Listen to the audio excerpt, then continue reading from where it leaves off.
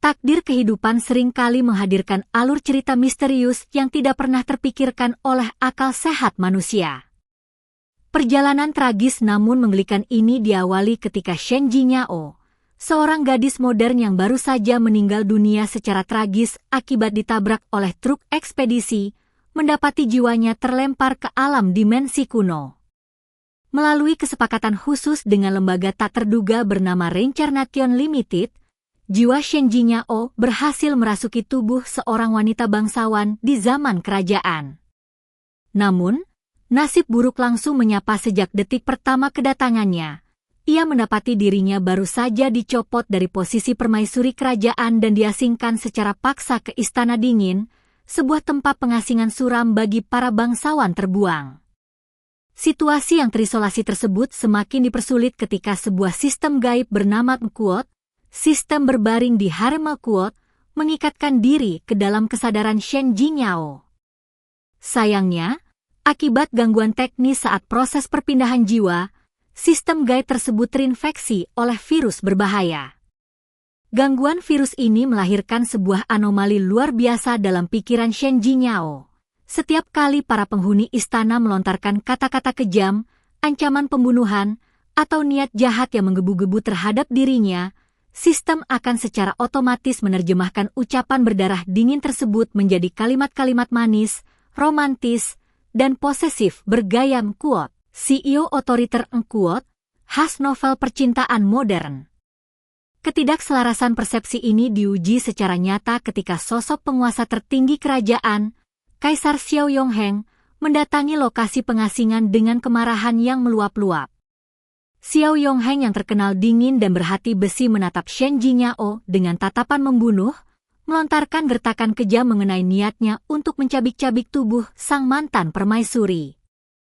Namun, akibat gangguan virus pada sistem, gertakan mengerikan dari sang raja justru terdengar di telinga Shen Jinyao sebagai ungkapan cinta yang penuh gairah, di mana Xiao Yongheng dianggap sedang berpura-pura bersikap dominan hanya demi menarik perhatian cintanya. Kesalahan penerjemahan yang konyol ini membuat Shen Jinyao bersikap santai, tanpa rasa takut sedikit pun, dan bahkan secara berani menyentuh pergelangan tangan sang raja di tempat eksekusi. Keberanian luar biasa dan senyuman hangat yang ditunjukkan Shen Jinyao seketika membuat Xiao Yongheng terperanjat heran, terkesima, dan membatalkan hukuman mati secara mendadak. Meskipun Shen Jinyao dikembalikan ke Istana Dingin di bawah pengawasan ketat, aura misterius dan sikapnya yang unik terus menarik perhatian Xiao Yongheng. Xiao Yongheng yang biasanya membenci kontak fisik dengan wanita manapun mendadak menunjukkan kepedulian tersembunyi. Karena cemas Shen Jinyao merasa bosan di pengasingan, sang raja mengutus pelayan istana untuk membimbingnya berjalan-jalan menikmati keindahan taman kekaisaran. Namun, niat baik tersebut dimanfaatkan oleh para selir yang dengki. Seorang selir yang jahat sengaja menyesatkan langkah Shen Jinyao, menggiringnya masuk ke dalam gua 10.000 racun, sebuah sarang terlarang yang dipenuhi oleh 100 ular tulang berbisa yang mematikan. Di dalam gua yang gelap dan mencekam tersebut, bahaya maut mengintai dari segala sudut. Ketika 100 ular tulang raksasa bergerak mendekat dengan taring beracun yang siap mencabut nyawanya, sistem terinfeksi di dalam pikiran Shen Jinyao kembali bekerja secara ajaib. Niat membunuh maksimal dari ular-ular beracun tersebut secara otomatis diterjemahkan oleh sistem sebagai kehadiran 100 ekor rubah kecil seputih salju yang sangat lucu dan sedang bermanja-manja meminta pelukan. Aktivasi otomatis fitur Mkuot, afinitas rubah kecil Mkuot, memberikan Shen Jinyao sebuah lingkaran kekebalan mutlak terhadap segala jenis racun. Dengan wajah penuh kebahagiaan dan tanpa dosa, Shen Jinyao justru memeluk dan membelai ular-ular berbisa tersebut, menganggap mereka sebagai hewan peliharaan menggemaskan. Keajaiban tidak berhenti di situ. Tindakan Shen Jinyao yang penuh kasih sayang justru berhasil meluluhkan hati Raja Ular Kuno berbisa, meningkatkan tingkat kesukaan makhluk mistis tersebut hingga 500 poin dan menjadikannya pelindung setia Shen Jinyao. Tepat di saat para selir dan pelayan istana bersiap merayakan kematian Shen Jinyao di luar gua, Shen Jingyao justru melangkah keluar dari sarang racun dalam kondisi segar bugar tanpa cedera sedikit pun, bahkan sambil menggendong makhluk berbisa tersebut dengan santai. Peristiwa mengejutkan di Gua 10.000 Racun seketika memicu kemarahan dari pimpinan istana, khususnya Ibu Suri. Pelanggaran batas wilayah terlarang kekaisaran dijadikan alasan kuat oleh Ibu Suri untuk menjatuhkan hukuman mati secara resmi kepada Shen Jingyao demi menegakkan aturan keluarga kerajaan. Di hadapan Aula Harmoni Agung, Ibu Suri menegaskan bahwa tindakan mantan permaisuri yang tidak sopan dan merusak ketertiban tidak lagi dapat diampuni. Bahkan ketika para pelayan memohon agar Shen Jingyao diberikan mayat yang utuh demi menghormati masa lalunya, Ibu Suri tetap berdiri teguh pada keputusannya untuk melenyapkan Shen Jingyao. Namun, di saat situasi berada di ujung tanduk dan para pengawal istana bersiap mengeksekusi hukuman, Xiao Yongheng secara mengejutkan hadir melangkah ke tengah lapangan. Dengan wibawa raja yang tidak terpatahkan dan sorot mata penuh perlindungan, Xiao Yongheng secara terbuka menentang kehendak Ibu Suri. Xiao Yongheng mengumumkan dengan tegas bahwa siapapun di kerajaan yang berani menyentuh wanita miliknya akan menghadapi hukuman pemusnahan seluruh keluarga. Demi menyelamatkan nyawa Shen Jingyao dari hukuman mati Ibu Suri, sang raja bersedia menurunkan derajat hukuman dengan mengasingkannya ke kamp Nanming di luar kota selama 7 hari untuk berdoa bagi rakyat yang terinfeksi wabah. Bagi Shen Jingyao yang melihat segala peristiwa melalui filter sistem terinfeksi, hukuman pengasingan berat tersebut justru dianggapnya sebagai voucher gratis untuk menikmati paket liburan fasilitas spa dan resor mewah selama 7 hari. Setelah berhasil selama secara ajaib dari bahaya maut di Gua 10.000 Racun dan dengan cerdik mengubah hukuman pengasingan di kamp Nanming menjadi pengalaman relaksasi yang santai, Shen Jingyao melangkah kembali ke dalam lingkungan istana kekaisaran. Kehadirannya kembali dalam kondisi segar bugar seketika mengejutkan para musuh politiknya yang selama ini mengharapkan kejatuhan serta kematiannya secara tragis. Permaisuri janda beserta para selir yang dengki terperanjat tidak percaya saat menyaksikan bagaimana seorang mantan permaisuri yang telah terbuang dan diasingkan sanggup bertahan hidup dari ancaman wabah serta teror racun yang mematikan. Namun, suasana tenang yang tampak di permukaan istana hanyalah sebuah ilusi belaka, karena di balik tembok-tembok megah tersebut, sebuah konspirasi jahat yang jauh lebih besar, rapi, dan terencana telah disiapkan demi melenyapkan Shen Jingyao secara permanen. Guna merayakan kembalinya Shen Jingyao sekaligus memperlihatkan kemurahan hati palsu di hadapan publik, permaisuri janda secara pribadi menyelenggarakan sebuah perjamuan makan malam kekaisaran yang meriah di Balai Harmoni Agung. Di hadapan seluruh bangsawan, pejabat tinggi, serta keluarga kerajaan, permaisuri janda bersikap sangat manis, lembut, dan penuh perhatian. Ia berpura-pura menyesali seluruh penderitaan serta kesulitan yang telah dialami Shen Jingyao selama beberapa hari terakhir di pengasingan. Namun, di balik topeng kebaikan dan keramahan tersebut, tersimpan niat mematikan yang sangat dingin. Permaisuri janda sengaja mengungkit kembali isu sensitif mengenai penggunaan cacing tulang untuk mengobati para korban wabah di kamp Nanming. Penggunaan cacing tulang tersebut merupakan sebuah praktik ilmu sihir kuno yang dilarang keras oleh hukum pendiri dinasti, di mana setiap pelanggarannya dikategorikan sebagai kejahatan berat yang diancam hukuman mati bagi seluruh anggota keluarga. Dengan dalih untuk membantu Shen Jingyao membersihkan nama baiknya dari segala tuduhan keji sebagai seorang penyihir, Su Waning, putri dari Jenderal Su yang berpura-pura menjadi adik kandung Shen Jingyao, melangkah maju membawa sebuah cawan anggur pusaka keluarga kerajaan. Su Waning dengan raut wajah penuh kepalsuan menyatakan bahwa anggur khusus tersebut diukir serta diracik secara khusus untuk menguji kejahatan, dan meminumnya hingga tuntas akan membuktikan ketidakbersalahan Shen Jingyao di hadapan seluruh hadirin. Namun, tepat pada saat itu, sistem gaib terinfeksi virus di dalam kesadaran Shen Jingyao segera mendeteksi bahaya maut yang nyata. Sajian tersebut sebenarnya telah dicampur dengan racun arsenik dosis tinggi yang sanggup membakar organ dalam dan menyebabkan kematian yang sangat mengerikan dalam hitungan detik. Akan tetapi, interpretasi ajaib dan tidak terduga dari sistem terinfeksi kembali mengubah situasi mematikan tersebut menjadi sebuah momen yang sangat menggelikan. Ketika Suwaning menyajikan sarang burung walet yang dipenuhi arsenik tersebut, sistem menerjemahkan sajian beracun itu sebagai hidangan nutrisi berkualitas tinggi yang diformulasikan khusus untuk perawatan kecantikan dan kehalusan kulit. Tanpa rasa ragu atau takut sedikit pun, Shen Jinyao meminum hidangan tersebut hingga tidak tersisa. Sesaat kemudian, efek reaksi kimia dari racun pekat tersebut membuat Shen Jinyao memuntahkan darah segar ke atas lantai bata emas balai perjamuan. Bagi orang awam dan para konspirator, muntah darah tersebut dianggap sebagai tanda pasti dari kematian. Namun bagi Shen Jinyao, sistem terinfeksi justru menerjemahkan peristiwa guncangan tubuh tersebut sebagai pembukaan fitur tersembunyi berupa kuot, subdetoksifikasi dan kecantikan Yin kuot, yang berhasil melancarkan serta membersihkan 87% penyumbatan racun lama di dalam sirkulasi tubuhnya. Dengan membanting cawan dan tubuhnya perlahan roboh ke dalam pelukan Kaisar Xiao Yongheng yang datang dalam keadaan panik luar biasa, Shen Jinyao justru bersikap sangat santai dan berbisik bahwa dirinya baik-baik saja. Kemarahan Kaisar Xiao Yongheng seketika meledak hingga ke puncaknya saat menyaksikan wanita yang sangat dicintainya diracuni secara terbuka di hadapan matanya sendiri.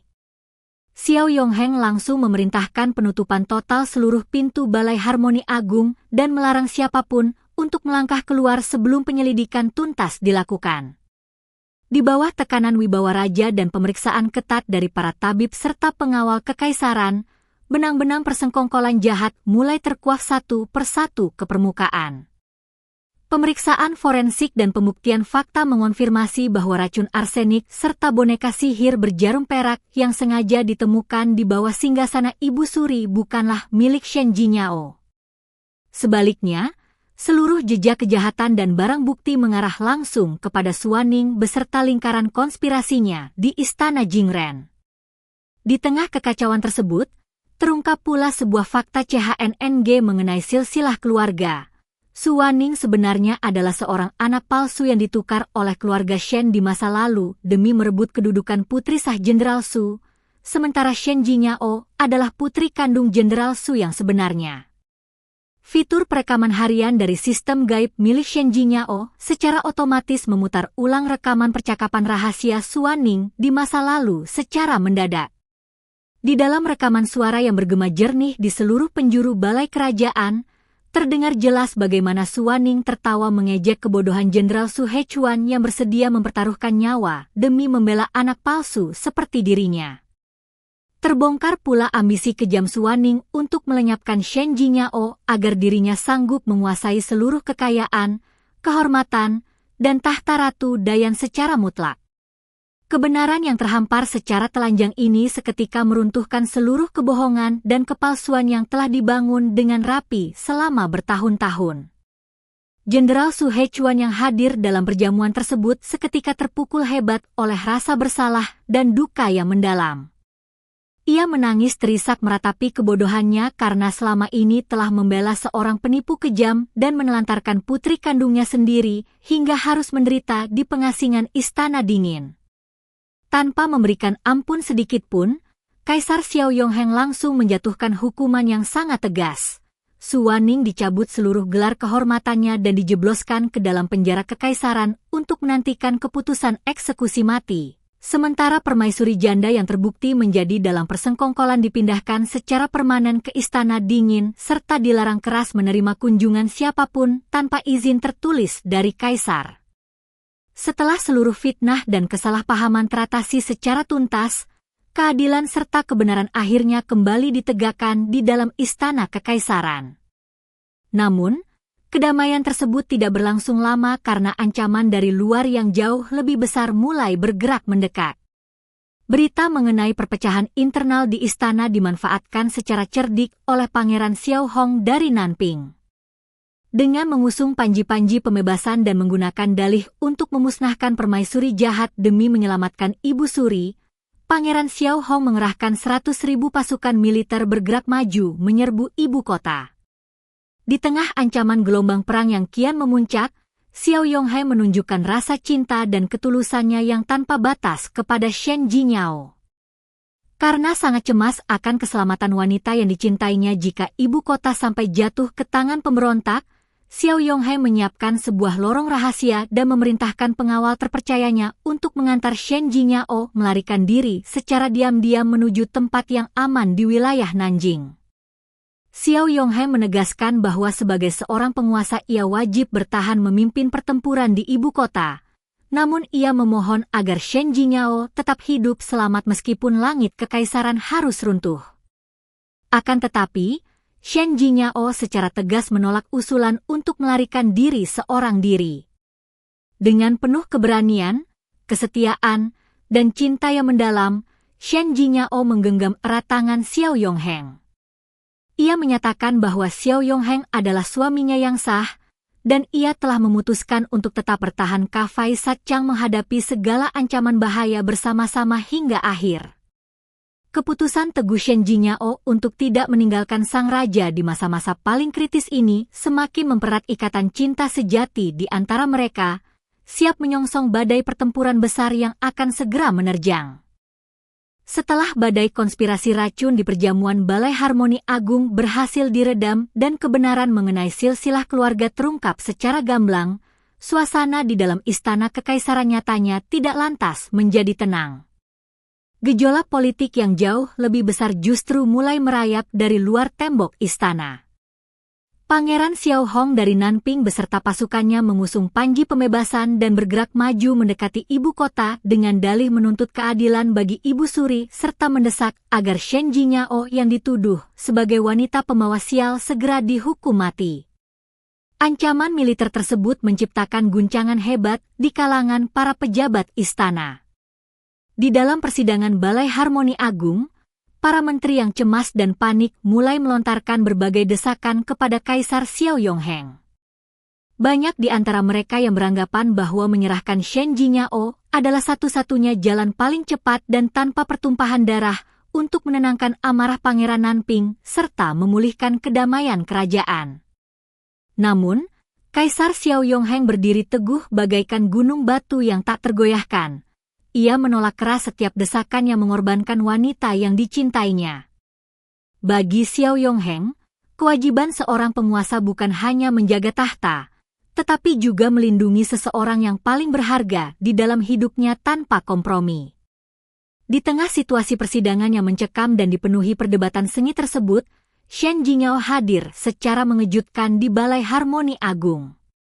Sikap Shen Jingyao yang tenang, santai, namun penuh percaya diri seketika menarik perhatian seluruh menteri yang sedang bersitegang. Xiao Yonghai yang sangat memanjakan Shen Jingyao melakukan sebuah tindakan yang belum pernah terjadi sebelumnya dalam sejarah dinasti. Ia memerintahkan para pelayan untuk menempatkan sebuah kursi kecil khusus tepat di belakang singgasana naga.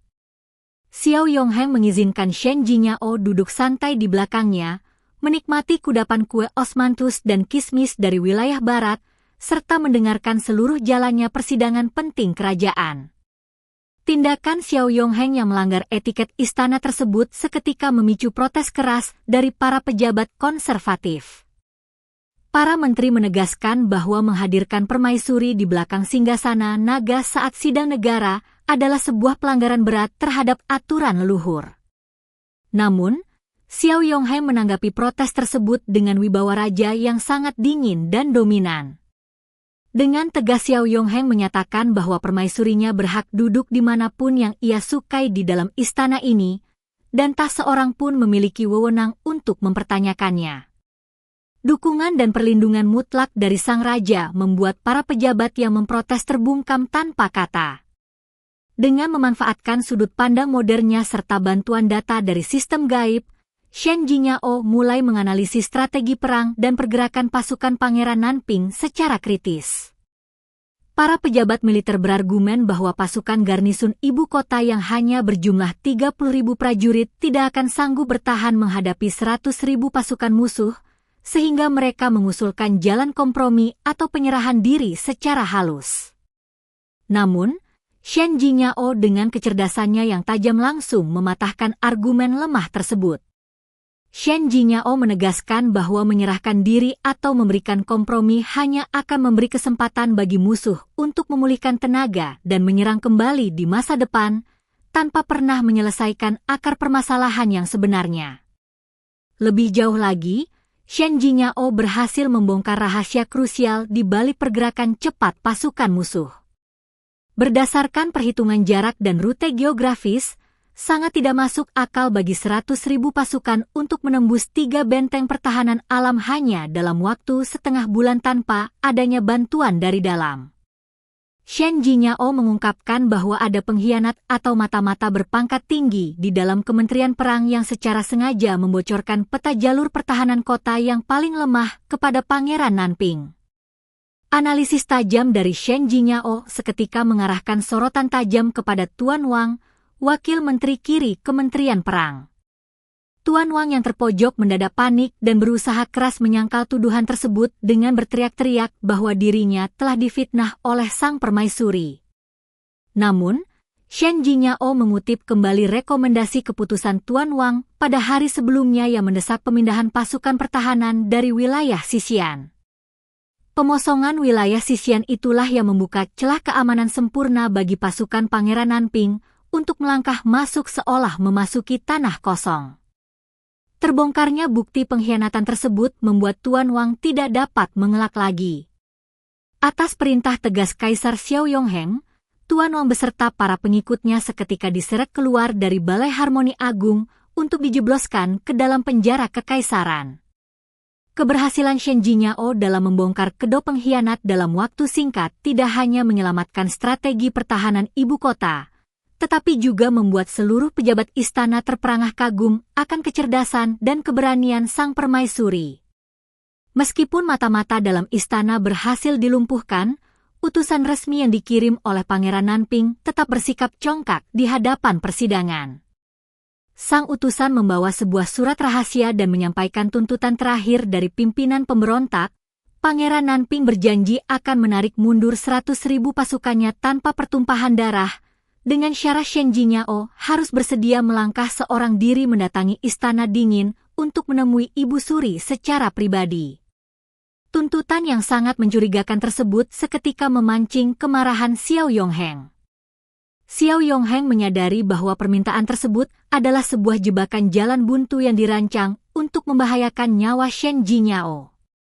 Tanpa ragu, Xiao Yongheng memerintahkan para pengawal untuk menyeret utusan tersebut keluar dan menjatuhkan hukuman pancung di tempat. Namun, Shen Jingyao menahan keputusan eksekusi tersebut. Shen Jingyao memahami bahwa keberanian Ibu Suri menjadikan 100.000 pasukan sebagai taruhan menandakan bahwa Ibu Suri masih memegang sebuah rahasia atau bukti kunci yang sangat mematikan, yang berpotensi menjadi ancaman tersembunyi bagi masa depan pemerintahan Xiao Yongheng. Demi melenyapkan sumber ancaman tersebut secara tuntas dan menjaga kedamaian hidup suami yang dicintainya, Shen Jingyao secara berani mengambil keputusan nekat untuk memenuhi permintaan tersebut. Shen Jingyao menyatakan bersedia melangkah masuk ke Istana Dingin sendirian untuk menghadapi Ibu Suri secara langsung. Meskipun Xiao Yongheng merasa sangat cemas dan melarang keras keputusan berbahaya tersebut, Shen Jingyao meyakinkan Xiao Yongheng untuk percaya pada kemampuan dan kecerdikannya. Xiao Yongheng akhirnya mengalah dengan syarat bahwa ia hanya memberikan waktu setengah jam bagi Shen Jingyao di dalam Istana Dingin. Jika Shen Jingyao tidak keluar dalam batas waktu tersebut, Xiao Yongheng berjanji akan mengerahkan seluruh pasukan untuk meratakan Istana Dingin hingga ke tanah demi menyelamatkannya. Setelah perdebatan sengit dan pembongkaran kedua pengkhianat di Balai Harmoni Agung berhasil diselesaikan, ketegangan politik yang tadinya menyelimuti Istana Kuning perlahan-lahan mereda, berganti dengan suasana yang jauh lebih pribadi, hening, dan emosional. Shen Jingyao melangkah perlahan menyusuri lorong-lorong kediaman lamanya di Istana Kuning, sebuah tempat yang menyimpan banyak kenangan manis sekaligus duka mendalam. Di sana, Shen Jingyao menemukan tumpukan dokumen lama, buku catatan keuangan, serta lembaran catatan resmi kerajaan dari tahun-tahun sebelumnya yang telah berdebu dan tersimpan rapi di dalam gudang penyimpanan. Di antara tumpukan berkas tua tersebut, Perhatian Shen Jingyao terpusat secara khusus pada sebuah dokumen keputusan kekaisaran yang sangat monumental dan bersejarah dalam hidupnya. Dokumen tersebut berisi keputusan resmi pencopotan dirinya dari posisi permaisuri kerajaan beserta pendaftaran 17 kejahatan besar yang dituduhkan kepadanya di masa lalu.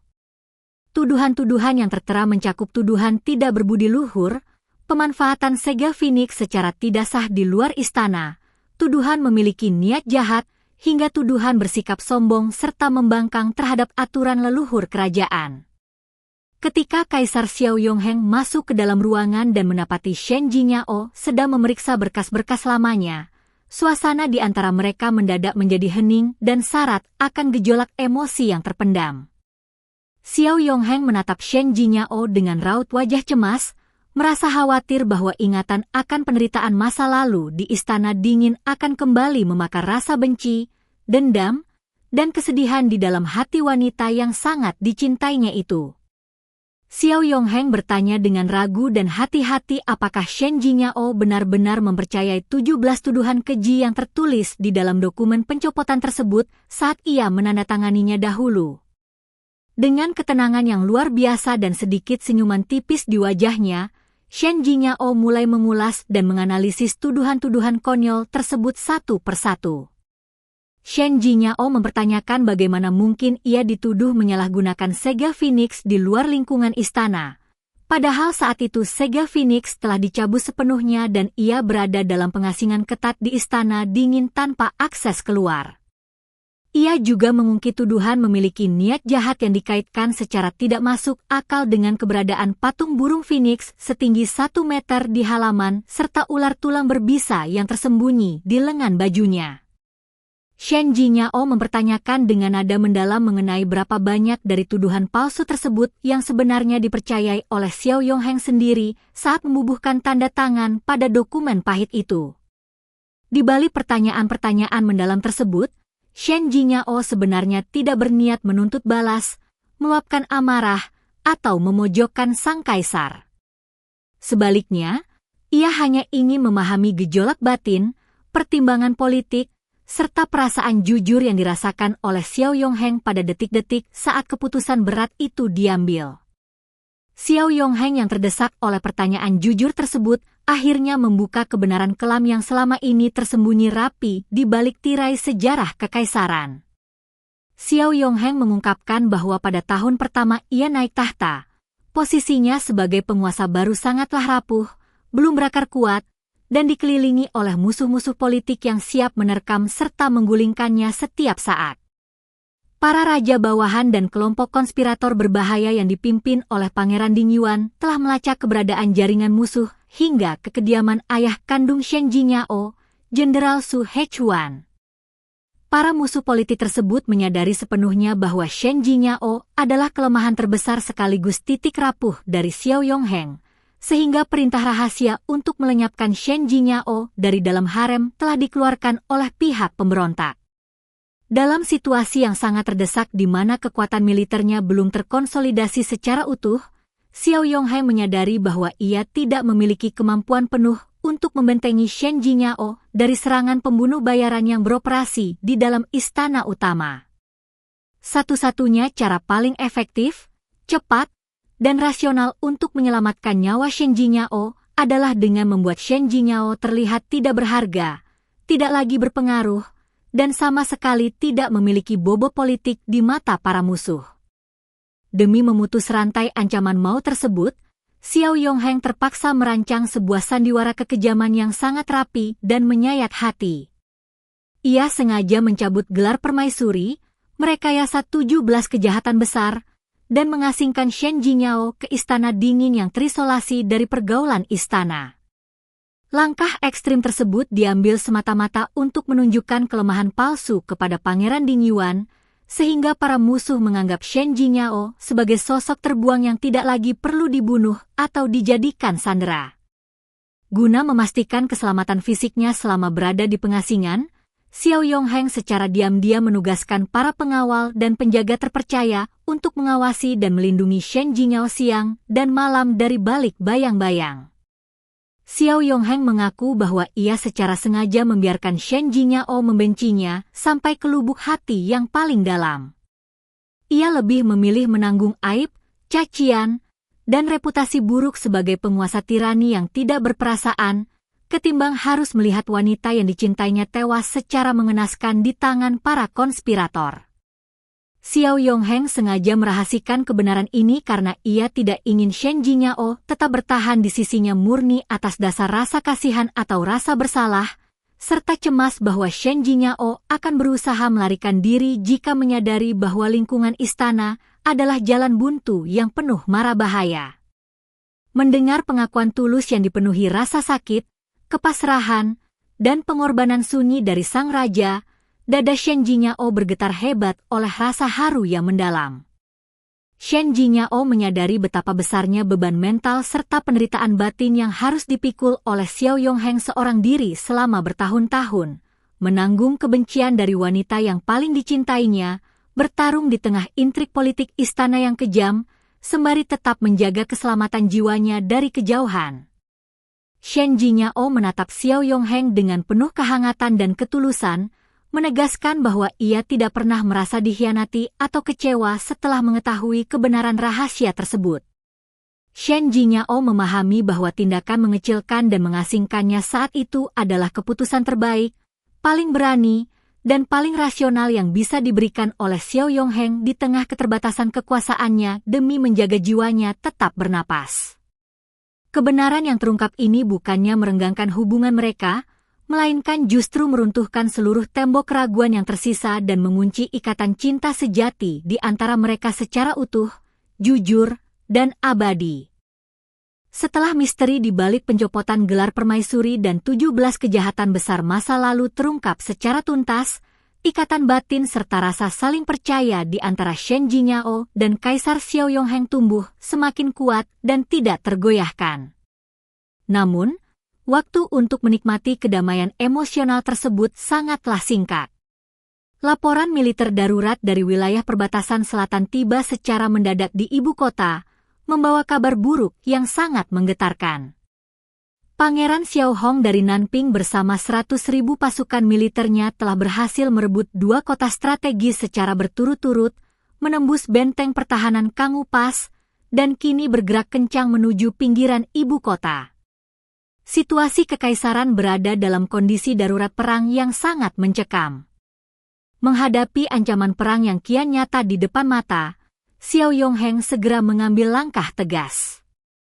Ia mengeluarkan dekret kekaisaran mendesak yang memerintahkan seluruh pejabat militer dan sipil untuk memasuki keadaan kesadaran masa perang, serta melarang keras siapapun meninggalkan ibu kota tanpa izin tertulis. Pasukan garnisun Jingji dikerahkan secara penuh untuk memperketat pertahanan di seluruh gerbang kota. Akan tetapi, ketimpangan jumlah pasukan menjadi masalah krusial yang membayangi strategi perang. Pasukan pertahanan ibu kota yang tersedia hanya berjumlah 30.000 prajurit, membuat rasio pertempuran menjadi 1 melawan 3 menghadapi 100.000 kavaleri musuh. Di tengah situasi yang sangat sulit tersebut, para pejabat militer mulai berargumen mengenai strategi bertahan.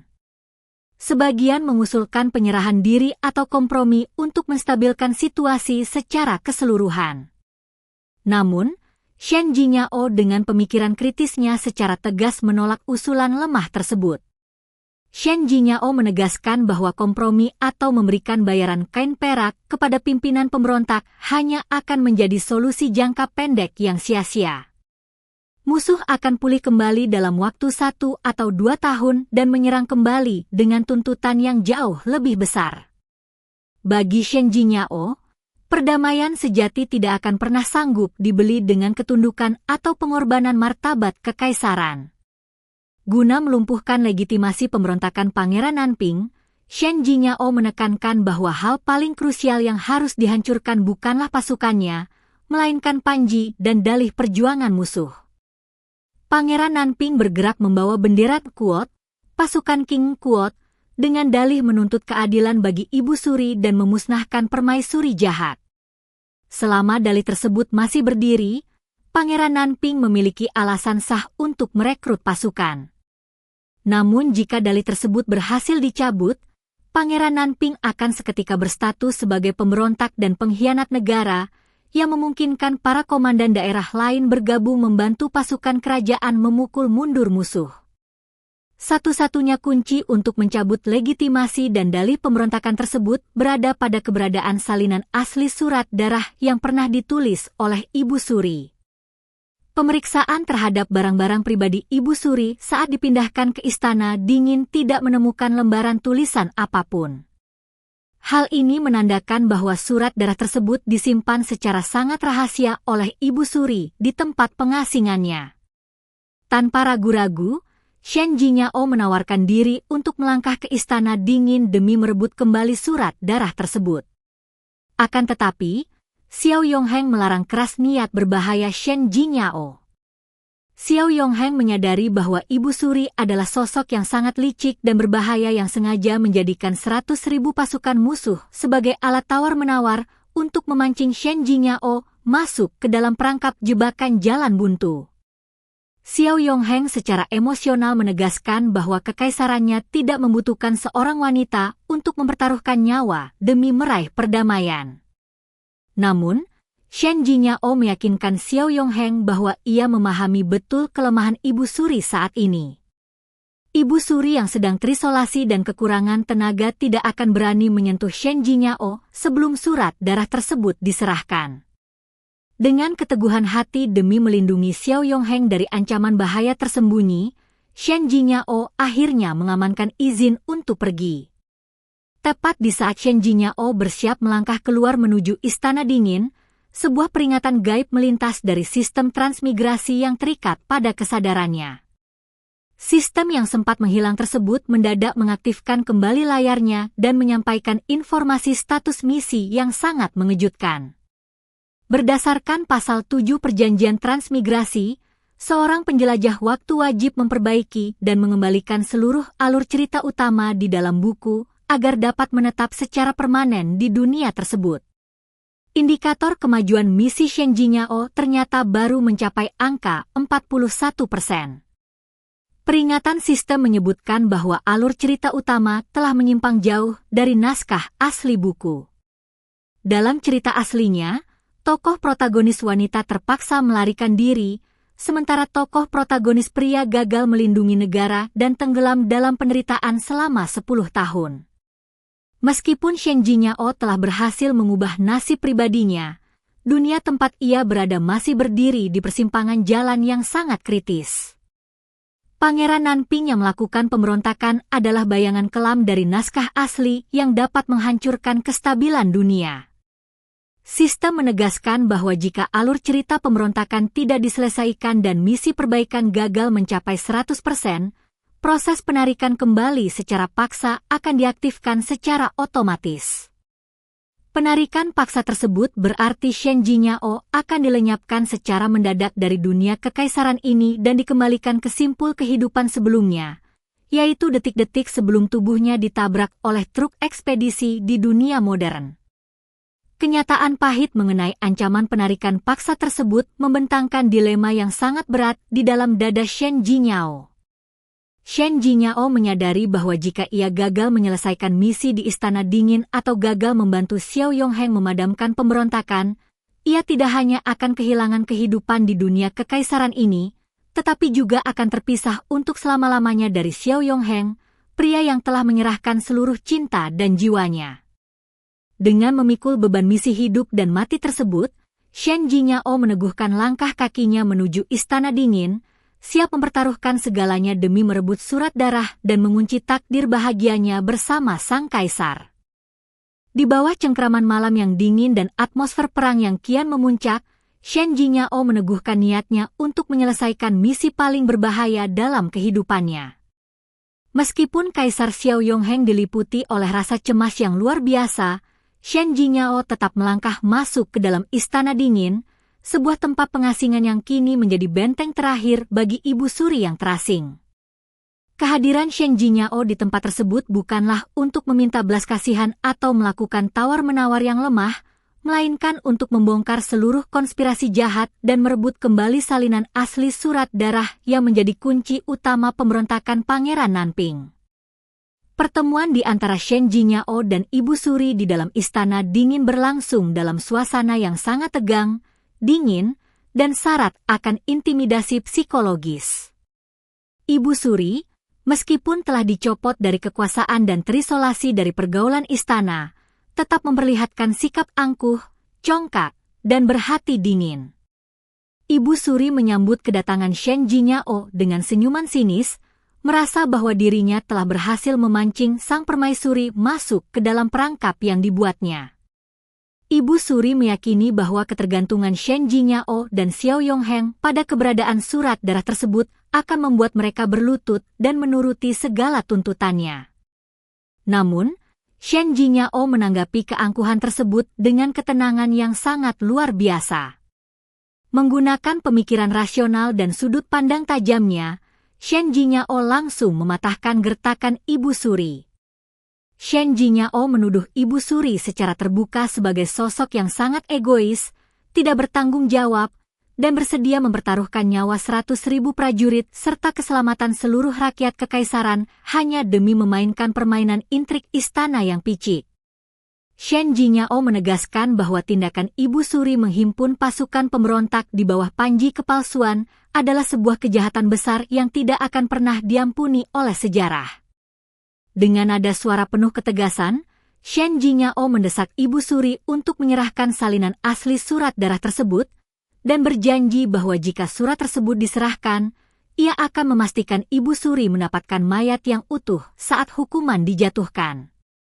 Akan tetapi, di luar dugaan Shen Jingyao, Ibu Suri justru meledak dalam gelak tawa yang sangat menyeramkan dan dipenuhi nada kejahatan. Ibu Suri secara terbuka mengaku bahwa salinan asli surat darah yang dicari-cari oleh seluruh pihak sebenarnya telah dibakar dan dimusnahkan oleh tangannya sendiri sejak lama. Ibu Suri membeberkan bahwa pesan rahasia yang dikirimkan kepada sejarawan dan Pangeran Nanping untuk memanggil Shen Jingyao datang ke istana dingin murni dirancang sebagai hiburan kejam baginya. Ibu Suri ingin menyaksikan bagaimana Shen Jingyao dan Xiao Yongheng terombang-ambing dalam ketakutan dan keputusasaan. Namun, niat utama Ibu Suri memanggil Shen Jingyao ke tempat pengasingan tersebut jauh lebih jahat dan beracun dari sekadar gertakan kosong. Ibu Suri berambisi untuk menyampaikan sebuah rahasia kelam masa lalu, sebuah rahasia yang ia yakini sanggup merusak ikatan cinta, menanamkan benih perselisihan, dan menghancurkan jiwa Shen Jingyao secara perlahan. Dengan raut wajah penuh kepuasan jahat, Ibu Suri mulai merincikan kebenaran di balik peristiwa pengasingan Shen Jingyao ke Istana Dingin pada tahun-tahun sebelumnya.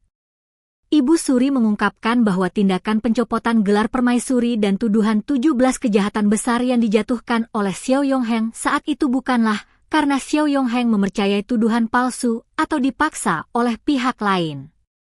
Sebaliknya, tindakan kekejaman tersebut dilakukan secara sadar oleh Xiao Yongheng demi menyelamatkan nyawa Shen Jingyao dari ancaman pembunuhan yang nyata. Ibu Suri menceritakan bahwa pada masa awal pemerintahan Xiao Yongheng, para mata-mata dan pembunuh bayaran Pangeran Dingyuan telah menyusup ke dalam ibu kota dan melacak jaringan musuh hingga ke kediaman Su Hechuan. Pangeran Dingyuan telah mengeluarkan perintah rahasia yang tegas bahwa Shen Jingyao harus dilenyapkan dari dalam harem untuk meruntuhkan mental Xiao Yongheng. Bahkan pada suatu malam, seorang pembunuh bayaran telah berhasil menyusup hingga ke samping tempat tidur Shen Jingyao. Menyadari bahwa dirinya tidak memiliki kekuatan militer yang cukup untuk melindungi Shen Jingyao secara terbuka di dalam istana utama, Xiao Yongheng terpaksa mengambil keputusan paling ekstrim dan menyakitkan. Xiao Yongheng secara sengaja merekayasa 17 kejahatan besar, meremehkan dan merendahkan martabat Shen Jingyao di hadapan publik, serta mengusirnya ke Istana Dingin. Langkah tersebut diambil agar Pangeran Dingyuan menganggap Shen Jingyao sebagai sampah terbuang yang tidak lagi memiliki nilai politik, sehingga ancaman pembunuhan terhadapnya otomatis tercabut. Ibu Suri menekankan bahwa demi menjaga keselamatan Shen Jingyao, Xiao Yongheng secara sukarela menanggung seluruh beban celaan, kecaman, dan kebencian dari publik serta dari Shen Jingyao sendiri. Xiao Yongheng sengaja merahasiakan kebenaran ini karena ia lebih memilih Shen Jingyao membencinya sampai ke lubuk hati, daripada harus melihat wanita yang dicintainya hidup dalam ketakutan atau bertahan di sisinya murni karena rasa kasihan. Ibu Suri mengejek bahwa Xiao Yongheng adalah seorang pria gila yang tega membiarkan Shen Jingyao menderita dalam kesendirian di istana dingin demi sebuah ilusi perlindungan. Ibu Suri mengira bahwa pembongkaran rahasia kelam ini akan membuat Shen Jingyao merasa sangat marah, merasa dikhianati, dan menangis meratapi kebodohannya karena telah dipermainkan oleh Xiao Yongheng. Ibu Suri berharap dapat menyaksikan konflik emosional yang hebat di antara kedua pasangan tersebut yang akan berujung pada kehancuran hubungan mereka. Namun, perhitungan jahat Ibu Suri ternyata salah besar. Shen Jingyao mendengar seluruh rincian rahasia tersebut tanpa meneteskan air mata kekecewaan atau memperlihatkan kepanikan sedikitpun. Sebaliknya, raut wajah Shen Jingyao justru dipenuhi oleh rasa haru yang sangat mendalam dan kehangatan yang luar biasa. Shen Jingyao menatap Ibu Suri dengan tatapan penuh belas kasihan, menegaskan bahwa Ibu Suri adalah sosok wanita yang sangat menyedihkan yang menghabiskan seluruh hidupnya merencanakan kejahatan tanpa pernah memahami apa arti kasih sayang dan pengorbanan yang sejati. Shen Jingyao menyatakan bahwa ia sama sekali tidak merasa marah atau dikhianati oleh tindakan Xiao Yongheng di masa lalu. Bagi Shen Jingyao, keputusan Xiao Yongheng untuk mengasingkannya saat itu adalah langkah paling berani, rasional, dan penuh cinta yang sanggup diberikan oleh seorang penguasa muda yang terdesak demi memastikan wanita yang dicintainya tetap bernapas. Shen Jingyao menegaskan bahwa cinta sejati tidak membutuhkan keterbukaan yang dipaksakan jika hal itu membahayakan jiwa, dan pengorbanan sunyi yang dilakukan Xiao Yongheng justru membuktikan betapa dalam dan besarnya rasa cinta sang kaisar kepadanya. Dengan senyuman penuh kemenangan moral, Shen Jingyao meninggalkan Ibu Suri yang terperangah dan terbungkam dalam kekecewaan mendalam. Shen Jingyao melangkah keluar dari istana dingin tepat pada saat batas waktu setengah jam yang dijanjikan berakhir. Di luar gerbang, Xiao Yongheng telah berdiri menunggu dengan pedang terhunus dan pasukan yang siap meratakan istana dingin. Melihat Shen Jingyao keluar dalam kondisi selamat, Xiao Yongheng seketika menyarungkan pedangnya dan melangkah mendekat dengan raut wajah lega. Dalam perjalanan kembali ke kediaman utama, Shen Jingyao menatap Xiao Yongheng dengan penuh kelembutan. Tanpa menyembunyikan apapun, Shen Jingyao menceritakan bahwa Ibu Suri telah membeberkan seluruh rahasia pengasingannya di masa lalu. Xiao Yongheng sempat tertegun dan menundukkan kepalanya, merasa bersalah dan khawatir bahwa Shen Jingyao akan menjauh darinya. Namun, Shen Jingyao secara perlahan memegang wajah Xiao Yongheng, memintanya untuk menatap matanya, dan menegaskan kembali bahwa ia sangat memahami dan mencintai Xiao Yongheng atas segala pengorbanan yang telah dilakukannya. Ikatan cinta di antara mereka kini teruji semakin murni, kokoh, dan tak tergoyahkan oleh intrik jahat apapun.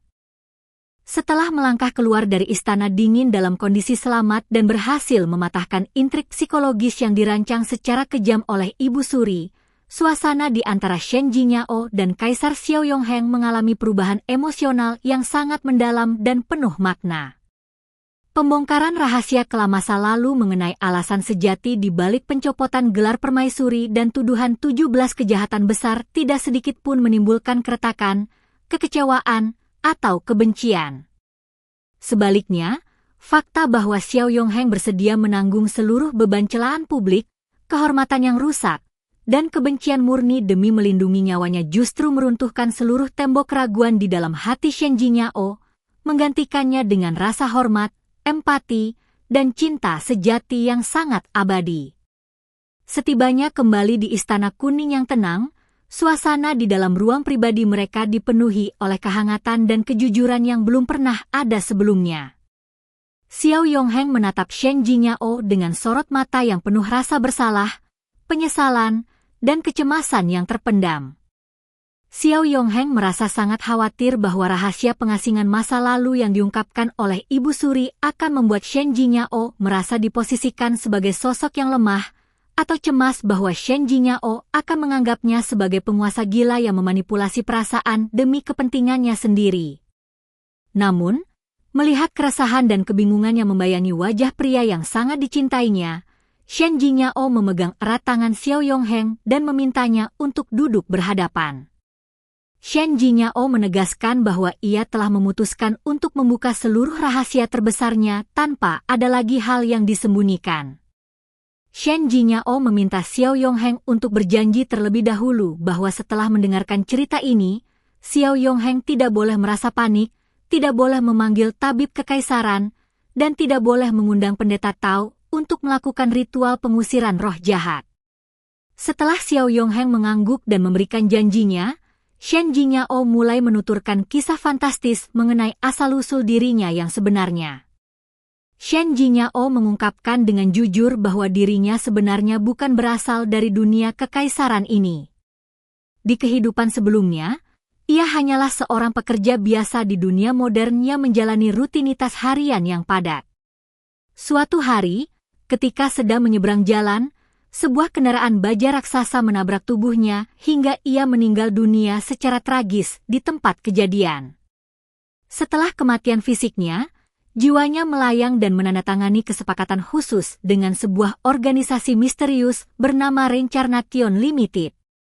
Melalui kesepakatan tersebut, jiwanya terlempar melintasi waktu dan merasuki tubuh Shen Jingyao yang asli, sosok mantan permaisuri terbuang yang baru saja menggantung diri di Istana Dingin. Lebih jauh lagi, Shen Jingyao membeberkan keberadaan sebuah engkuot, sistem engkuot, gaib yang terikat pada kesadarannya sejak hari pertama kedatangannya. Awalnya, sistem tersebut ditugaskan untuk membantunya membangun harem dan menjalani kehidupan yang santai. Akan tetapi, akibat terinfeksi oleh virus misterius saat proses pemindahan jiwa, fungsi sistem tersebut mengalami anomali yang luar biasa.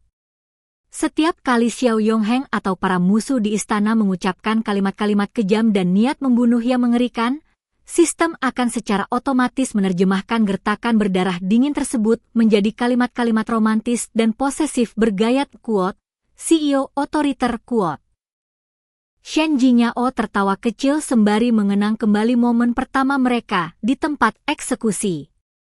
Ia menjelaskan bahwa alasannya berani memegang pergelangan tangan Xiao Yongheng saat itu bukanlah karena ia memiliki keberanian luar biasa, melainkan karena ucapan kejam Xiao Yongheng mengenai niat mencabik-cabik tubuhnya telah diterjemahkan oleh sistem sebagai godaan romantis bahwa sang raja sedang berusaha menarik perhatian cintanya.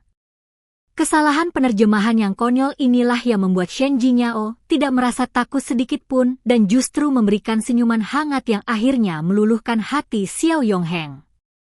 Mendengar penuturan fantastis yang terdengar seperti cerita hantu tersebut, Xiao Yongheng terdiam cukup lama. Namun, tidak seperti dugaan orang awam, Xiao Yongheng tidak menganggap Shen Jingyao gila atau dirasuki roh jahat. Xiao Yongheng menatap Shen Jingyao dengan sorot mata penuh kelembutan dan mengungkapkan sebuah rahasia dari sudut pandangnya. Xiao Yongheng mengaku bahwa sejak hari pertama di tempat eksekusi, ia sebenarnya telah menyadari bahwa wanita di hadapannya bukan lagi Shen Jingyao yang dahulu. Shen Jingyao yang dulu dikenalnya adalah sosok wanita yang penakut, berjiwa kosong, dan tidak memiliki semangat hidup. Sebaliknya, sosok yang berdiri di hadapannya hari itu memiliki tatapan mata yang sangat bersinar, hangat, penuh keberanian, dan sanggup menghidupkan kembali jiwanya yang dingin. Xiao Yongheng menegaskan bahwa tidak peduli dari mana asal-usulnya, dari dunia mana jiwanya berasal, atau sejarah apa yang dibawanya, wanita yang dicintainya sepenuh hati adalah sosok yang sedang berdiri di hadapannya saat ini. Keberanian Shen Jingyao yang pergi ke kamp Nanming sendirian, kecerdasannya membongkar kedok pengkhianat di Balai Harmoni Agung, serta ketulusannya mendampinginya di masa-masa paling kritis adalah bukti nyata dari ikatan cinta sejati mereka. Di tengah momen pembukaan hati yang sangat emosional tersebut, Shen Jingyao mengungkit informasi penting mengenai keberadaan sistemnya yang kini telah menghilang secara permanen. Shen Jingyao membeberkan fakta mengenai adanya indikator misi perbaikan alur cerita yang sempat muncul. Ia menjelaskan aturan pasal 7 Perjanjian Transmigrasi bahwa jika misi perbaikan alur cerita tidak selesai atau mengalami kegagalan, fitur penarikan kembali secara paksa akan diaktifkan secara otomatis, yang berarti jiwanya akan dilenyapkan dari dunia kekaisaran ini dan dikembalikan ke detik-detik sebelum kecelakaan di dunia modern. Mendengar ancaman penarikan paksa tersebut, raut wajah Xiao Yongheng seketika berubah menjadi sangat tegang dan cemas. Xiao Yongheng menggenggam erat bahu Shen Jingyao, menegaskan dengan wibawa raja bahwa ia tidak akan membiarkan kekuatan gaib atau sistem manapun untuk merebut dan membawa pergi wanita yang dicintainya. Xiao Yongheng menyatakan bahwa Shen Jingyao kini adalah permaisuri kerajaan Dayan yang sah, sosok nyata yang hidup di sisinya, dan ia siap mengerahkan seluruh kekuatan kekaisaran untuk membentengi dan memastikan Shen Jingyao tetap berada di sampingnya untuk selama-lamanya. Rasa cemas akan perpisahan tersebut justru semakin mengunci dan mengokohkan komitmen cinta di antara mereka. Shen Jingyao menyadari bahwa rasa takut akan penarikan paksa tidak boleh menjadi penghalang untuk menikmati setiap detik kebahagiaan bersama Xiao Yongheng. Keduanya saling memeluk erat di dalam kamar kekaisaran yang hangat, mengikrarkan sumpah setia untuk saling menopang, menghadapi ancaman pemberontakan Pangeran Nanping yang masih mengintai, serta membangun masa depan kerajaan yang damai Kafai Sachang. Kisah perjalanan mereka membuktikan bahwa di atas segala bentuk gangguan sistem, konspirasi politik istana, dan batasan dimensi waktu, ketulusan hati dan keberanian untuk mencintai secara utuh akan selalu sanggup mengatasi segala rintangan dan menyatukan dua jiwa dalam keabadian.